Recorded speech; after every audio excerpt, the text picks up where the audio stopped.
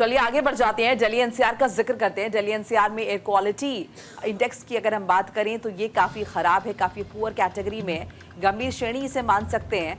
क्योंकि देखिए लगातार जैसे जैसे ठंड बढ़ रही है ऐसे ऐसे पोल्यूशन भी यहाँ पर लगातार बढ़ रहा है। अब दिल्ली एनसीआर में निर्माण तोड़फोड़ पर रोक लगा दी गई है और ग्रैप 3 दिल्ली में लागू कर दिया गया है। बिल्कुल, देखिए पर्यावरण मंत्री गोपाल राय ने बुलाई है बैठक और दिल्ली एनसीआर के ज्यादातर इलाकों में AQI लेवल 400 के पार पहुंच चुका है। पॉल्यूशन हर दिन बढ़ता ही जा रहा है। ऐसे में ग्रैप का तीसरा चरण लागू हो गया है।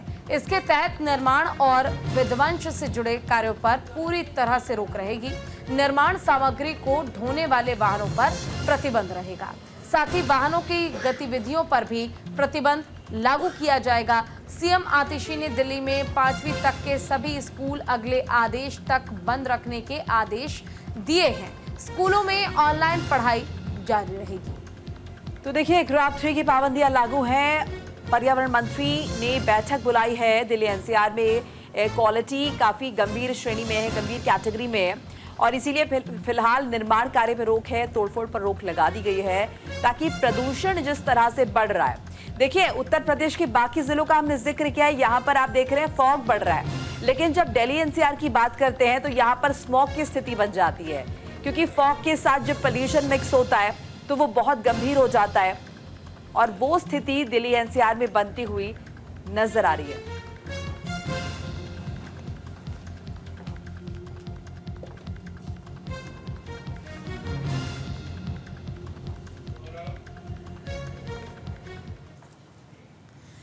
चले तो आपको बताते हैं कि आखिर ग्रैप 3 है क्या। ग्रेडेड रिस्पांस एक्शन प्लान का तीसरा फेज ग्रैप 3 कहलाता है। ग्रैप 3 के तहत दिल्ली एनसीआर में निर्माण यानी कि कंस्ट्रक्शन, खनन और तोड़फोड़ पर रोक लगा दी जाती है। BS3 पेट्रोल और BS4 डीजल वाहनों पर भी रोक लगाई जाती है।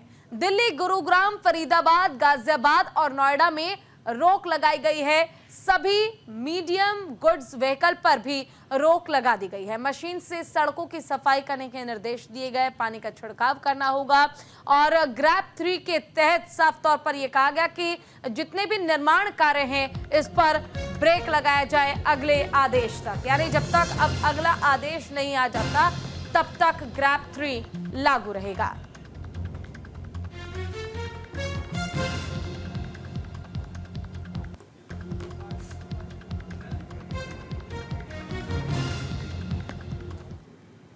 और ज्यादा इन्फॉर्मेशन के लिए हमारे साथ हैदर अली जुड़ चुके हैं, हमारी सहयोगी।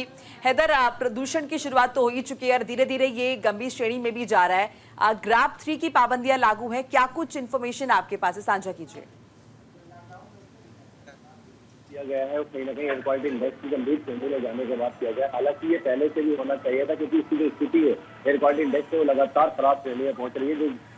जो एनसीआर के जो वासी हैं वो खासकर भी जहरीली हवा में सांस ले रहे हैं। देखिए एक मैं आपको बता दूं, अधिकारियों की खासकर भी यही जो खासकर भी लापरवाही है वो उजागर होती रहती है समय समय पर और न्यूज में दिखाता भी रहता है। मैं आज आपको सुबह का दिखाऊं एयर क्वालिटी इंडेक्स अगर हम चेक करते हैं तो आज सुबह से अनेबल आ रहा है सारा, यानी कि कोई भी अवेलेबल ही नहीं है, चाहे वो गाजियाबाद हो, चाहे आनंद विहार हो, चाहे दिल्ली का कोई सा भी एरिया हो। अगर आप गूगल पर सर्च करेंगे तो वो आपको अनेबल दिखाई देगा। अनेबल यानी कि इसका मतलब ये है कि आज एयर क्वालिटी इंडेक्स नहीं, यानी कि एयर क्वालिटी इंडेक्स अगर कोई चेक करना चाहे तो देख ही नहीं सकता।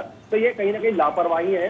देखिए आज डिप्टी सीएम ब्रजेश पाठक यहाँ पर गाजियाबाद आए थे चुनाव प्रचार के उसमें, तो उसमें हमने जब उनसे डिस्कस किया था इसके बारे में कि एनसीआर में लगातार प्रदूषण का लेवल लगातार गंभीर श्रेणी में, तो उसमें आप क्या करने वाले हैं। तो उन्होंने कहा था कि जो हर संभव प्रयास होंगे वो किए जाएंगे।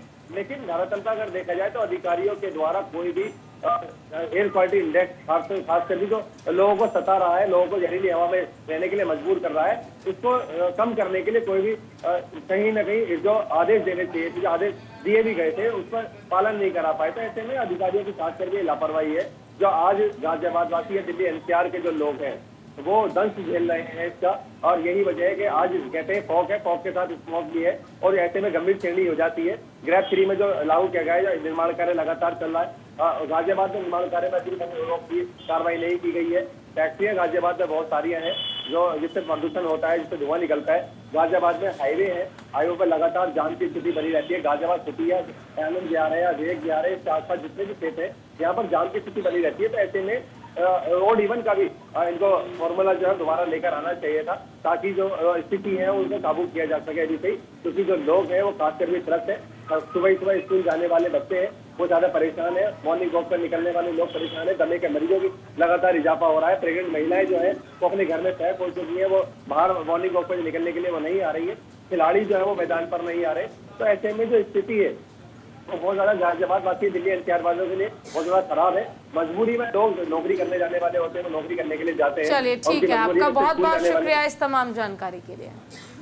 और देखिए, पॉल्यूशन की मार ने राजधानी में रहने वालों का बुरा हाल कर दिया है। कंस्ट्रक्शन गाड़ी और पराली ने दिल्ली को गैस चैम्बर में तब्दील कर दिया है। ऐसा लग रहा है कि सिस्टम भगवान भरोसे है। जैसे जैसे ठंड दस्तक दे रही है, स्थिति और भी विकराल होती जा रही है। लाडकी बहीण माझी, लाडका युवा